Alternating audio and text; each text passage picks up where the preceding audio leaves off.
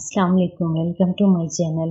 मेरा नाम उमर हयात है और मैं गुजरात का रहने वाला हूँ। उम्मीद है ये कहानी सबको पसंद आएगी। मुझे ये कहने की कोई ज़रूरत नहीं है कि ये एक सच्ची कहानी है, क्योंकि मेरी कहानी से आपको अंदाज़ा हो जाएगा कि इस कहानी में कितनी हकीकत है। मैं एक मिडिल क्लास ख़ानदान से ताल्लुक़ रखता हूँ। मेरे वालिद साहब एक स्कूल हेडमास्टर हैं और मेरी माँ एक सीधी सादी घरेलू औरत। हमारी फैमिली एक खुशहाल फैमिली है। हम 3 बहन भाई हैं, यानी मैं और मेरी 2 बहनें हादिया और नादिया। ये कहानी उस वक्त की है जब मैंने 8वीं जमात के समाई इम्तिहान देने के बाद अम्मी से मामू के घर जाने की फरमाइश की। मैं और मेरी बहन हादिया अमूमन छुट्टियों में मामू के घर जाते थे। इस बार भी हमको जाने की फौरन इजाज़त मिल गई। मैं ये भी बताता चलूं कि मेरे ननियाल झेलम में रहते हैं। हम इतवार के दिन गुजरात से झेलम रवाना हो गए, जो कि तकरीबन 2 घंटे का सफ़र है। हमारे मामू का घर झेलम में एक पसमानदा गांव में है। मेरे मामू का खानदान कोई इतना बड़ा खानदान नहीं है। मेरे इकलौते मामू हैं, एक नेक दिल और हंसमुख ममानी, 2 कज़न रिजवान और कामरान और एक कज़न फजीला। उसके अलावा जो हम सबकी जान है वो मेरी प्यारी खाला नरगस। हमारे मामू का घर बहुत बड़ा है, पर लोग बहुत कम हैं, इसलिए घर बहुत ही बड़ा लगता है।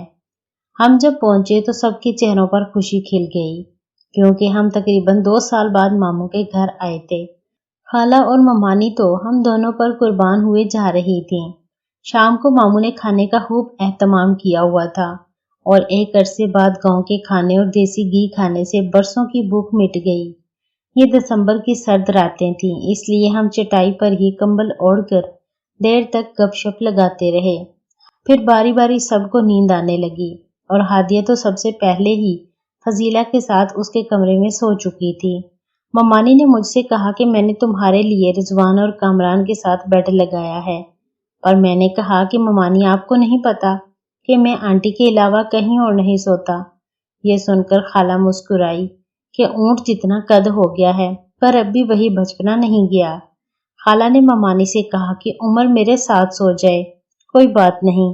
मैं जब खाला के रूम में गया तो वहां सिर्फ एक ही डबल बेड था, जिस पर खाला ने 2 रजाइयां लगा दी और मैं दीवार की तरफ, जिसकी एक खिड़की मामू के कमरे की तरफ खुलती थी, सो गया और खाला बेड के दूसरे कोने पर सो गईं और 10 मिनट में खराटे भरने लगीं।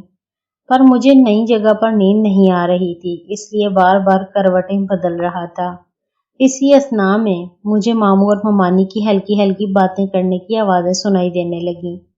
क्योंकि मामू और ममानी का बेड बिल्कुल खिड़की के साथ था, इसलिए जब मैं ज़रा कान खिड़की से हाथ लगाया तो मुझे ममानी की तेज से सांसों की आवाज़ें सुनाई देने लगीं। मेरे दिल में इश्तियाक बढ़ गया कि ममानी की तबीयत तो खराब नहीं हुई, इसलिए खिड़की के एक सुराग से जब आंख लगाई तो सामने का मंजर देखकर मेरी आंखें खुली की खुली रह गईं। खिड़की के उस छोटे से सुराग से जब मैंने अंदर झांका तो अंदाजा हुआ कि मामू और ममानी सिर्फ आहिस्ता आवाज में किसी घरेलू मसले पर बात कर रहे थे।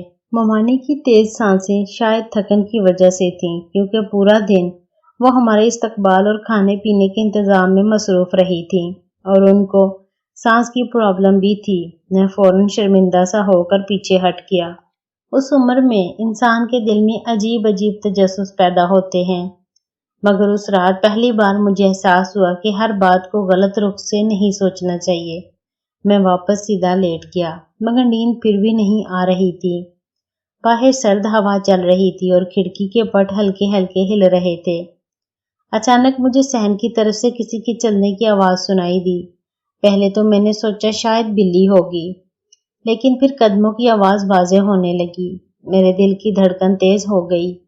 मैं आहिस्ता से उठा और दरवाजे के करीब जाकर कान लगाया। घर के दूसरे हिस्से में सब सो रहे थे। फिर अचानक दरवाजे पर हल्की सी दस्तक हुई।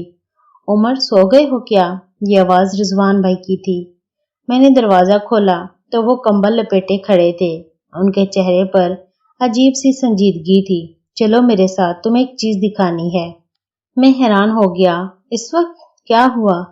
उन्होंने धीमी आवाज में कहा। बस चुपचाप चलो, आवाज मत करना। سرد رات میں ہم دونوں آہستہ آہستہ صحن پار کرتے ہوئے گھر کے پچھلے حصے کی طرف گئے، جہاں ایک پرانا سٹور اور جانوروں کا باڑا تھا۔ وہاں پہنچ کر رضوان بھائی رک گئے اور دیوار کے اس پار اشارہ کرتے ہوئے بولے، پچھلے چند دنوں سے رات کو یہاں کوئی آتا ہے، ماموں بھی پریشان ہیں۔ میں نے دیوار کے اس طرف دیکھا تو دھند میں ایک سایہ سا حرکت کرتا نظر آیا۔ میرا گلا خشک ہو گیا۔ ہم دونوں خاموشی سے جھکے رہے، پھر اچانک وہ سایہ دیوار پھیلانگ کر دوسری طرف غائب ہو گیا۔ یہ کون تھا؟ میں نے گھبرائی ہوئی آواز میں پوچھا۔ رضوان بھائی نے آہستہ سے کہا، بس یہی جاننے کی کوشش کر رہے ہیں اور شاید آج رات ہمیں پتہ چل جائے۔ اتنے میں پیچھے سے کسی کے قدموں کی آواز آئی۔ ہم نے پلٹ کر دیکھا تو خالہ نرگس ہاتھ میں لالٹین لیے کھڑی تھیں۔ ان کے چہرے پر پریشانی صاف نظر آ رہی تھی۔ تم دونوں یہاں کیا کر رہے ہو؟ فوراً اندر چلو ابھی،